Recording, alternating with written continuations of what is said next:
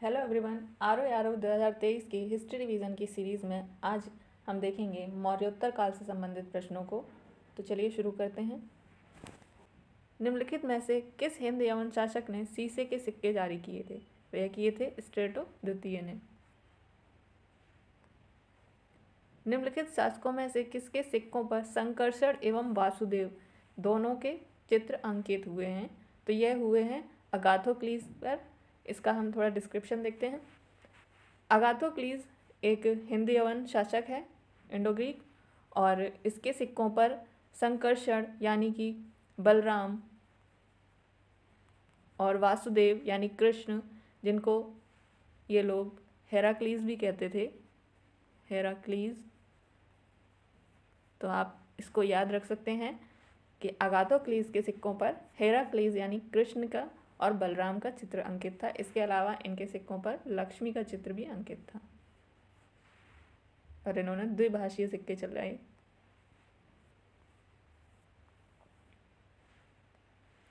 निम्नलिखित में से कौन सा एक अन्य तीनों के समसामयिक नहीं है, यानी कि कौन इनके समकालीन नहीं है? तो बिंबिसार, गौतम बुद्ध और प्रसेनजित समकालीन हैं, जबकि मिलिंद यह मौर्योत्तर काल में हैं और ये तीनों बुद्ध काल में हैं, मौर्यों से पहले।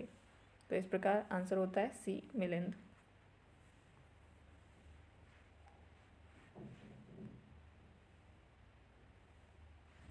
काव्य शैली का प्राचीनतम नमूना किसके अभिलेख में मिलता है?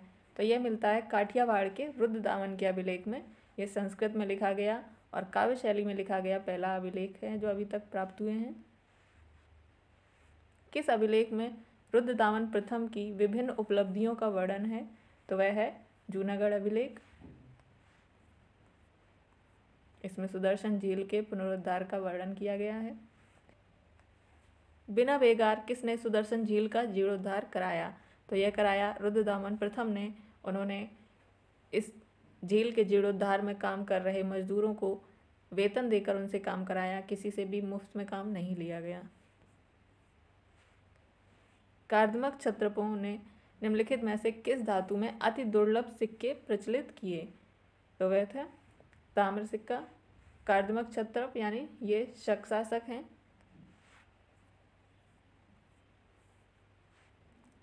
यहाँ सूची 1 को सूची 2 से सुमेलित करना है। एक तरफ शासक दिए हैं, एक तरफ उनके वंश दिए हैं। तो यहाँ पर देखते हैं, डिमेट्रियस हैं, हिंद यूनानी, रुद्रदामन हैं, शक क्षत्रप हैं और गोंडोफर्निस हैं, पहलव, और विम हैं कुषाण। विम कटफिसेस का नाम आप बार बार सुनेंगे। तो इस प्रकार हमारा आंसर होगा सी।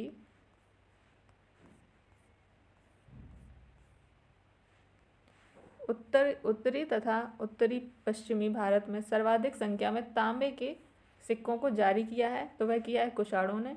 कुषाणों ने नियमित रूप से सोने और तांबे के सिक्के जारी किए हैं, लेकिन उनके सिक्कों में तांबे के सिक्कों की मात्रा काफ़ी ज़्यादा थी। प्राचीन भारत में निम्न में से किस एक ने नियमित रूप से सोने के सिक्के चलाए? तो नियमित रूप से सोने के सिक्के कुषाण ने चलाए हैं, जबकि सबसे पहले इंडो ग्रीक्स ने चलाए हैं सोने के सिक्के, लेकिन उसको नियमित रूप से कुषाणों ने चलाया है। बुद्ध का किसके सिक्कों पर अंकन हुआ है? तो वह कौन सा शासक है जिसने बुद्ध का अंकन कराया अपने सिक्कों पर? वह है कनिष्क। निम्नलिखित में से किस शासक को सर्वप्रथम सोने के सिक्के जारी करने का श्रेय दिया जाता है? तो वह दिया जाता है विम कटफिसेस को, जो कि एक कुषाण शासक हैं, कुषाण हैं ये, और इनको सोने के सिक्के सर्वप्रथम भारत में चलाने का श्रेय जाता है। निम्नलिखित में से किसने भारत में स्वर्ण सिक्कों का प्रचलन नियमित उपयोग के लिए किया? तो वह किया विम कटफिसेस ने, कुषाण शासक। आगे वही क्वेश्चन है, इनमें से किसने सर्वप्रथम व्यापक पैमाने पर स्वर्ण मुद्रा का प्रचलन कराया? तो वह कराया विम कटफिसेस, कुषाण शासक ने। यह काफ़ी इंपॉर्टेंट है, कई बार पूछा जाता है।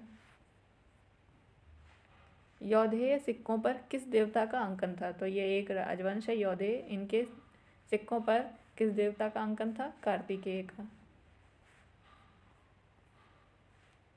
कनिष्क के सारनाथ बौद्ध प्रतिमा अभिलेख की तिथि क्या है? तो यह है 81 ईस्वी सन।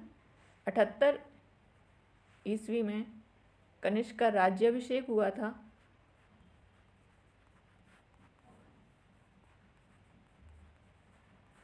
जिस वर्ष कनिष्क ने शक संवत जारी किया है, शक संवत। और इसके तीसरे वर्ष, अपने राज्याभिषेक के तीसरे वर्ष, कनिष्क ने मथुरा से एक प्रतिमा लाकर सारनाथ में स्थापित की है। वहां पर अभिलेख लिखाया है। कुषाण शासक कनिष्क का राज्याभिषेक किस सन में हुआ? तो वह हुआ था 78 एडी में। शक संवत कब प्रारंभ किया गया? तो वह किया गया 78 ईस्वी में। विक्रम संवत और शक संवत में कितने वर्षों का अंतर है? तो विक्रम संवत 57 ईसा पूर्व का है और शक संवत 78 ईस्वी का है। तो दोनों के बीच में गैप 135 वर्ष का है।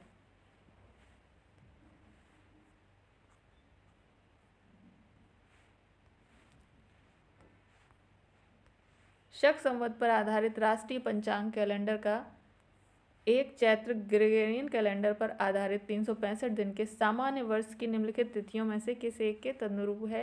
यानी कि शक संवत भारतीय कैलेंडर, जो कि भारतीय कैलेंडर है, यानी शक संवत जो कि भारतीय राष्ट्रीय कैलेंडर है, वह ग्रेगोरियन कैलेंडर के कौन सी तिथि पर शुरू होता है? तो वह होता है 22 मार्च या 21 मार्च को।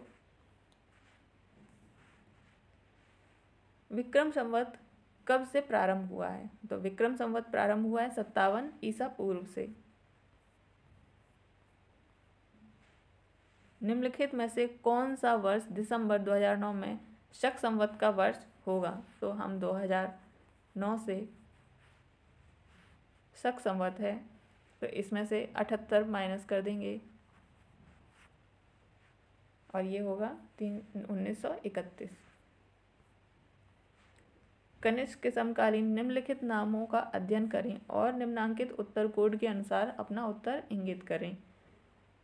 तो कनिष्क के समकालीन बताने हैं यहाँ पर।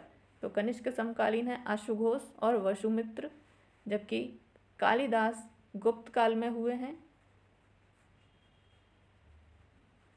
चंद्रगुप्त द्वितीय के नवरत्न में शामिल थे कालिदास, और कंबन ये 12वीं शताब्दी में हुए हैं, बहुत बाद में। तो इस प्रकार कनिष्क के समकालीन हैं 1 और 2। अश्वघोष किसका समकालीन था? तो वह था कनिष्क का समकालीन। अश्वघोष के अलावा वसुमित्र, पार्श्व, ये भी कनिष्क के समकालीन हैं, जो कि कनिष्क के दरबार में थे। निम्नलिखित में से कौन एक अशोक के दरबार से संबद्ध नहीं है? तो वह है पतंजलि। पतंजलि अश्वघोष, चरक, नागार्जुन, पार्श्व और वसुमित्र, ये 5 विद्वान कनिष्क के दरबार में थे, जबकि पतंजलि पुष्यमित्र शुंग के समकालीन थे और उन्होंने पुष्यमित्र शुंग का अश्वमेघ यज्ञ भी कराया, जिसमें वो पुरोहित के रूप में उन्होंने काम किया है। निम्नलिखित में से कौन कनिष्क प्रथम के दरबार में नहीं गया? तो वह कौन था? विशाखदत्त। विशाखदत्त बहुत बाद में हुए हैं, 12वीं से 14वीं शताब्दी के आसपास, जबकि अश्वघोष, पार्श्व और वसुमित्र तीनों ही कनिष्क के दरबार में थे। निम्नलिखित नगरों में से किसका उल्लेख कनिष्क के रवतक अभिलेख में नहीं है? तो रवतक अभिलेख बहुत ही इंपॉर्टेंट है, इसके बारे में पहले जानते हैं। रवतक अभिलेख अफगानिस्तान के, यह अफगानिस्तान में प्राप्त हुआ है और इसमें कुषाण वंशावली दी गई है, यानी कि कुषाणों के राजाओं की प्रतिमाएं यहाँ पर लगी हुई हैं। तो ये वंशावली की जानकारी देता है, कुषाणों की वंशावली। इसके अलावा इसमें 6 भारतीय नगरों का विवरण दिया गया है। 6 भारतीय नगरों के नाम दिए हैं इसमें, और वो 6 नगर हैं पाटलिपुत्र, कौशाम्बी, चंपा, साकेत,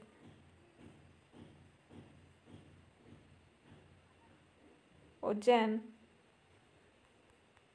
और कौंडिन्य।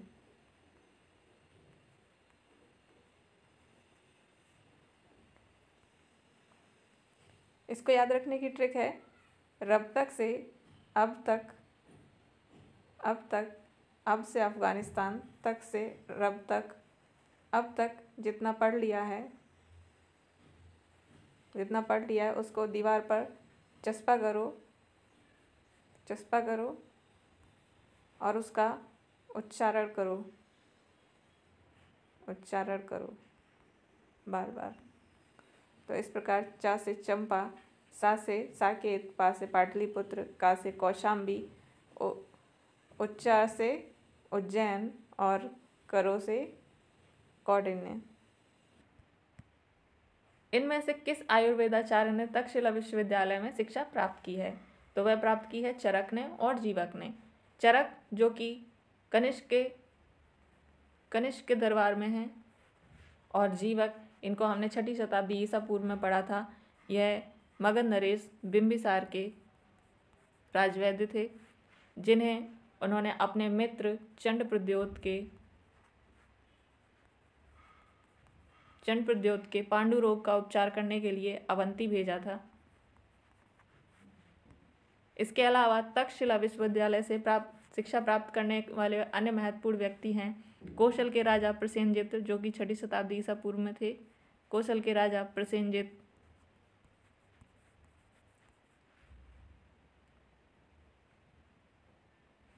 और मौर्य साम्राज्य में चाणक्य, कनिष्क के राजवैद्य चरक और बौद्ध विद्वान वसुबंधु ने भी यहीं से शिक्षा प्राप्त की है। यह चिकित्सा, आयुर्वेद और धनुर्विद्या के लिए बहुत ही अच्छा विश्वविद्यालय माना जाता था उस समय। पुष्यमित्र शुंग द्वारा 2 अश्वमेध यज्ञ किए जाने के बारे में जानकारी किस लेख से मिलती है? तो वह मिलती है अयोध्या लेख से। पुष्यमित्र शुंग द्वारा 2 अश्वमेध यज्ञ कराए गए थे, जिनकी जानकारी अयोध्या लेख से मिलती है। और अश्वमेध यज्ञ के पुष्यमित्र शुंग के कराए गए अश्वमेध यज्ञ के पुरोहित थे पतंजलि के विषय में हम जानते हैं थोड़ा सा। मौर्यों से पहले महापद्म नंद के समकालीन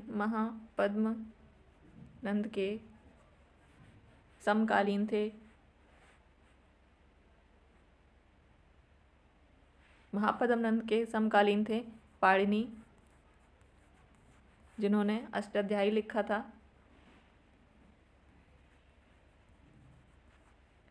इस पर महाभाष्य लिखा है पतंजलि ने। अष्टाध्यायी पर महाभाष्य लिखा है पतंजलि ने।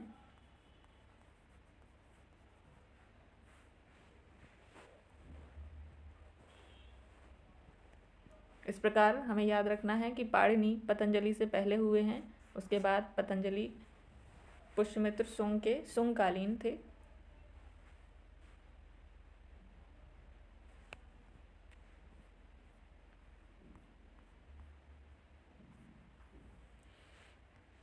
शुंगों के पूर्वज मूलतः किस स्थान से थे? तो वह थे उज्जैन से।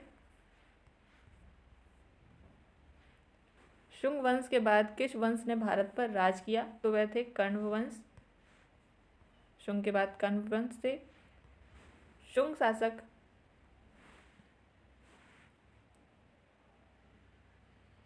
अंतिम मौर्य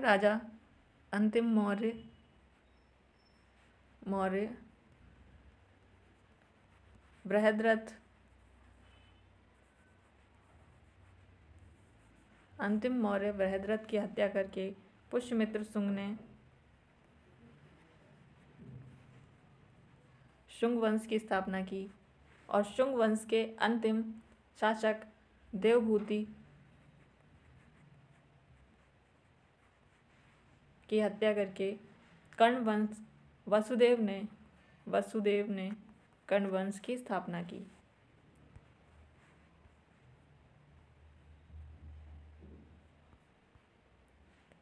निम्नलिखित में से कौन सा शासक वर्ण व्यवस्था का रक्षक था? तो वह था गौतमीपुत्र सातकर्णी। यह एक सातवाहन शासक है, सातवाहन वंश से है। सातवाहन वंश की स्थापना की है शिमुक ने।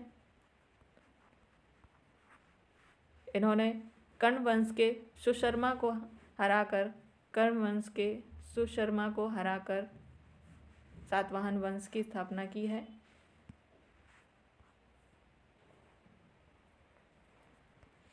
मौर्यों के बाद दक्षिण भारत में सबसे प्रभावशाली राज्य था, तो वह था सातवाहन। काफ़ी प्रभावशाली राज्य था और बहुत लंबे समय तक इन्होंने शासन किया। शिमुक निम्न वंशों में से किसका संस्थापक था? तो वह था सातवाहन का। किस चीनी जनरल ने कनिष्क को हराया था? तो वह हराया था पांचाऊ ने। पहले कनिष्क को हराया था पांचाऊ ने, उसके बाद कनिष्क ने भी चीनी जनरल को हराया था।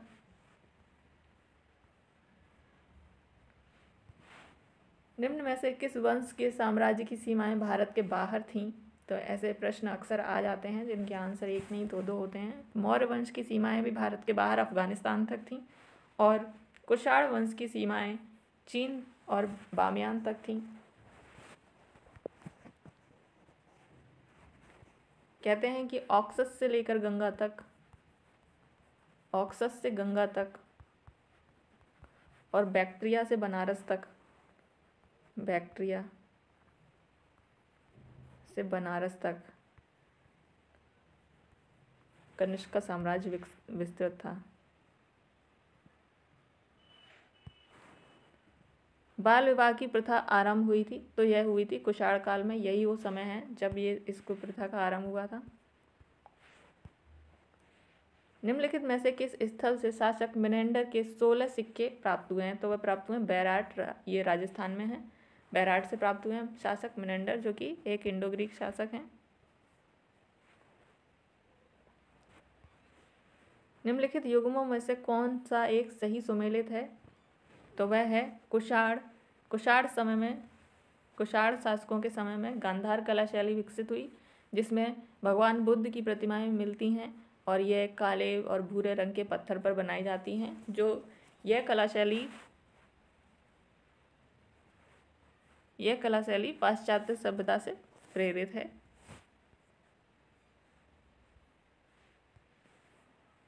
कला की गांधार शैली निम्न समय में फली फूली, तो वह हुई है कुषाणों के समय में। यह एक यूनानी कला से प्रेरित शैली है। शक क्षत्रप काल में सोने चांदी के सिक्कों का अनुपात था, तो वह था 1:3। इस अनुपात में सोने और चांदी के सिक्के चलते थे। यहाँ पर सूची दी गई हैं दो, एक तरफ है राजवंश और दूसरी तरफ है सिक्कों की धातुएं। किस धातु के सिक्के चलाए हैं? तो कुषाणों ने, यहाँ पर मैचिंग पूछा गया है, कौन सा सुमेलित नहीं है। तो देखते हैं, कुषाण राजवंश ने स्वर्ण एवं ताम्र के सिक्के चलाए हैं, गुप्तों ने स्वर्ण और रजत के सिक्के चलाए हैं और सातवाहनों ने स्वर्ण नहीं, चांदी, ताम्र और शीशे के सिक्के चलाए हैं, जबकि कलचुरी ने स्वर्ण, रजत एवं ताम्र सिक्के चलाए हैं। तो इस प्रकार आंसर होता है सी।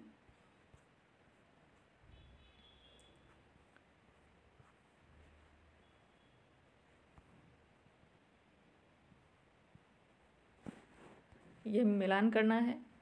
गांधार कला संबंधित है कुषाणों से, जूनागढ़ शिलालेख संबंधित है रुद्रदामन प्रथम से, मिलिंद पन्हो मिनांडर से। मिलिंद पन्हो एक ग्रंथ है, एक रचना है जिसका संबंध मिनांडर से है। इसमें इंडो ग्रीक शासक मिनांडर, या इसको ग्रंथ में मिलिंद कहा गया है, और बौद्ध भिक्षु नागसेन के बीच संवाद है। मिनांडर नागसेन से कहता है कि यदि वह बौद्ध हो गया तो उसका साम्राज्य ज़्यादा दिनों तक नहीं चलेगा, क्योंकि उसके शत्रु बहुत हैं। तक्षशिला लेख ये संबंधित है पथिक से।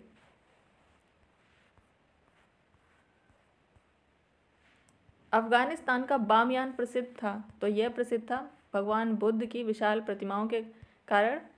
भगवान बुद्ध की विशाल प्रतिमाएं थीं जो कि गुफाओं को, पत्थरों को काट कर बनाई गई थी, और यह तालिबान शासन में इनको क्षतिग्रस्त कर दिया गया, तोड़ दिया गया।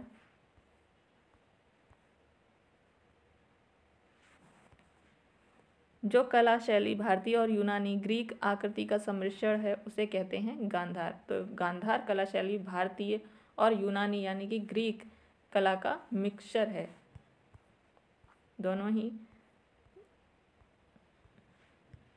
गांधार कला शैली एक संश्लेषण है, तो वह है भारतीय तथा यूनानी कला का, दोनों का मिश्रण है। निम्नलिखित में से किस मूर्ति कला में सदैव हरित स्तरित चट्टान शिष्ट का प्रयोग माध्यम के रूप में होता है? तो वह है गांधार मूर्तिकला में। इसमें सदैव हरित स्तरित चट्टान का प्रयोग होता है। यह काले और भूरे रंग का पत्थर होता है जिस पर ये मूर्तियां बनाई जाती हैं। प्राचीन काल के भारत पर आक्रमणों के संबंध में निम्नलिखित में से कौन सा एक सही कालानुक्रम है? तो वह है ए यूनानी, शक और फिर उसके बाद कुषाण। सबसे पहले यूनानी आए भारत में आक्रमणकारी, उसके बाद शक और उसके बाद कुषाण।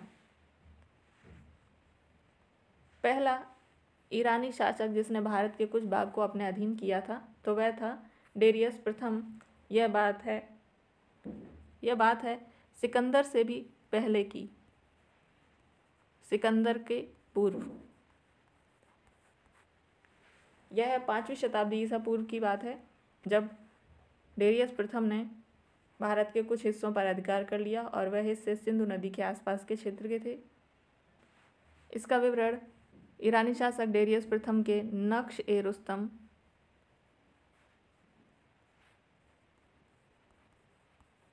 और पर्सिपोलस अभिलेखों में मिलता है।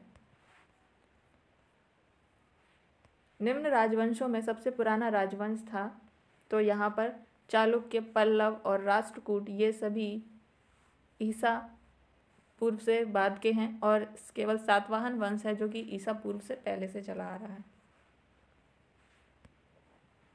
आंध्र सातवाहन राजाओं की सबसे लंबी सूची किस पुराण में मिलती है? तो वह मिलती है मत्स्य पुराण में। आंध्र सातवाहन राजाओं के कम 30 से 31 नाम मिलते हैं, जिसमें से 30 नाम मत्स्य पुराण में प्राप्त होते हैं। सातवाहनों की राजधानी अवस्थित थी, तो वह थी अमरावती या प्रतिष्ठान या पैठन।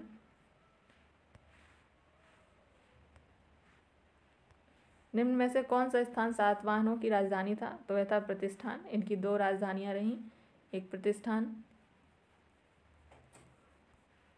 और एक अमरावती। प्राचीन काल में अमरावती थी, उसके बाद प्रतिष्ठान। निम्नलिखित शासकों में से किसके लिए ए का ब्राह्मण प्रयुक्त हुआ है? तो वह हुआ है गौतमी पुत्र सातकर्णी के लिए। यह एक सातवाहन शासक है, सातवाहन, और इन्होंने एक ब्राह्मण जैसी उपाधि धारण की है और ये वर्ण व्यवस्था के पोषक रहे हैं। यहाँ राजवंश और राजधानियाँ दी हैं, इनका मिलान करना है। तो शुंग वंश की राजधानी है पाटलिपुत्र, सातवाहन की राजधानी है पैठन प्रतिष्ठान, कदम की राजधानी है वनवासी और चंदेल की राजधानी है महोबा।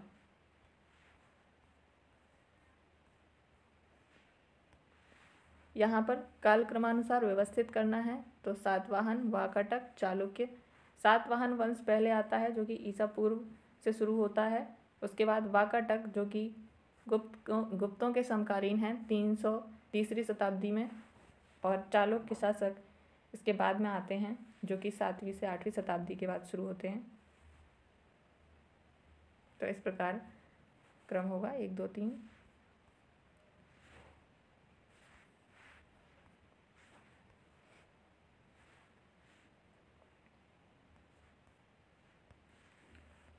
नीचे 2 वक्तव्य दिए हैं जिसमें अभिकथन ए को बाद दूसरा कारण आर है, बताना है कौन सा उत्तर सही है।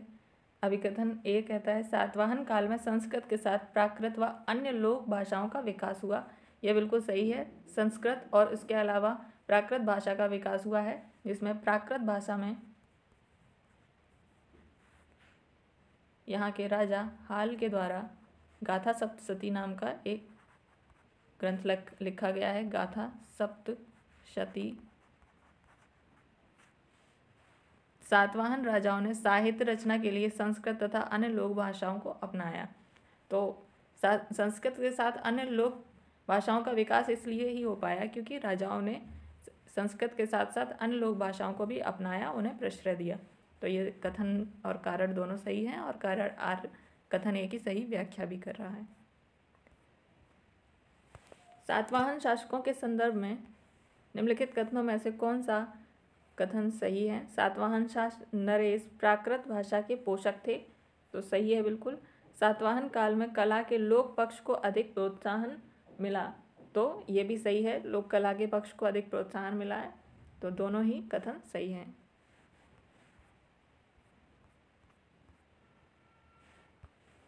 निम्नलिखित में से कौन सा कथन सही है? सातवाहन वंश की शक्ति क्षीण होने के बाद वाकाटक वंश ने अपना राज्य स्थापित किया, तो ये सही है। वाकाटक वंश का पहला राजा प्रवरसेन प्रथम हुआ, ये गलत है। वाकाटक वंश का पहला राजा विंध्यशक्ति हुआ।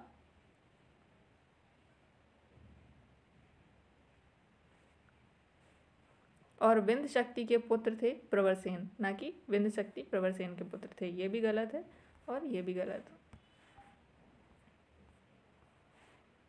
निम्नलिखित में से किस स्तूप में आर्यक स्तंभ या आयक स्तंभ वाले मंच की विशेषताएं मिलती हैं? तो ये मिलती हैं अमरावती स्तूप से, जो कि सातवाहन वंश का सातवाहन कालीन माना जाता है।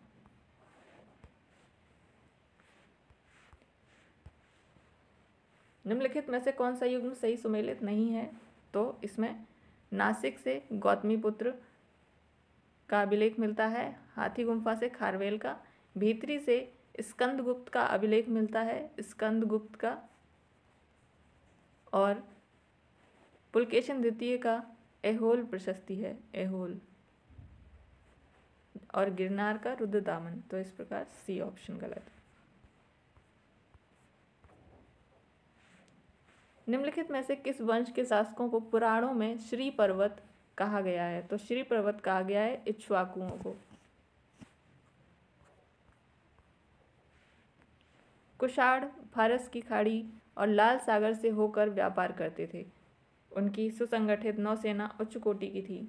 कथन ए सही है, जबकि कारण आर के कोई साक्ष्य नहीं मिलते हैं। कथन ए सही है। पेरिप्लस ऑफ द एरेथियन सी नाम की पुस्तक में कुषाणों के सी और अरिकामेडु में हुई खुदाई से ऐसे बंदरगाहों की और व्यापारिक केंद्रों की जानकारी मिलती है, लेकिन यह जानकारी नहीं मिलती कि उनकी सुसंगठित नौसेना उच्च कोटि की थी। नौसेना के संबंध में कोई जानकारी प्राप्त नहीं होती है। राजा खारवेल का नाम जुड़ा है, तो वह जुड़ा है हाथी गुम्फा लेख से। राजा खारवेल के बारे में जानते हैं। कलिंग के चेदी या महामेघवाहन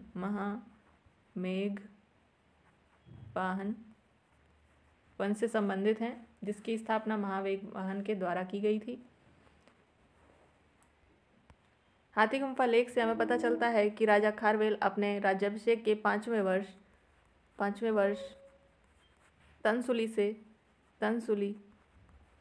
से एक नहर के जल को अपने राज्य में लेकर आया, जिस नहर का निर्माण नंद राजा ने 300 वर्ष पूर्व कराया था। 300 वर्ष पूर्व कराया था।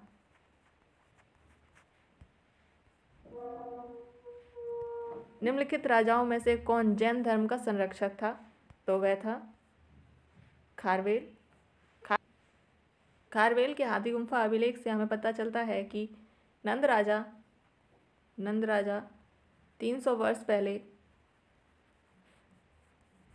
जिनसेन की प्रतिमा को ले गया था, जिसे मगध नरेश बृहस्पति मित्र को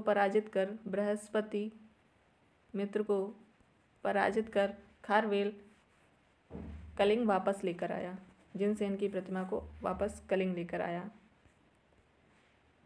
कलिंग नरेश खारवेल निम्न में से किस वंश से संबंधित था? तो वह था चेदी वंश से।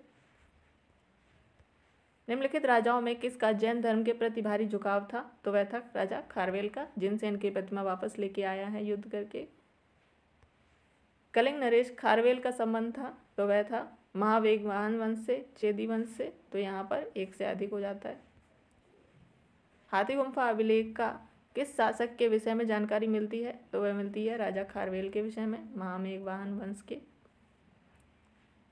उदयगिरी खंडगिरी गुफाओं के संदर्भ में कौन से सही हैं? इसमें प्राकृतिक और कृत्रिम दोनों तरह की गुफाएं हैं। सही है। उदयगिरी में 18, खंडगिरी में 15 गुफाएं हैं। ये भी सही है। खंडगिरी गुफाएं हाथी गुम्फा शिलालेख के लिए प्रसिद्ध हैं? नहीं, उदयगिरी गुफा प्रसिद्ध है। उदयगिरी गुफा प्रसिद्ध है हाथी गुम्फा अभिलेख के लिए। तो इस प्रकार 1 और 2 सही हैं।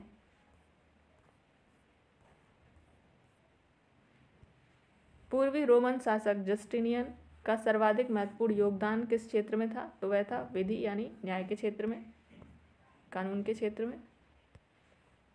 पेरिप्लस ऑफ द इरिथ्रियन सी किसने लिखी है? तो इसमें से कोई नहीं होगा। यह एक अज्ञात नाविक ने लिखी है, जिसने भारत के संदर्भ में काफ़ी महत्वपूर्ण विवरण दिया है।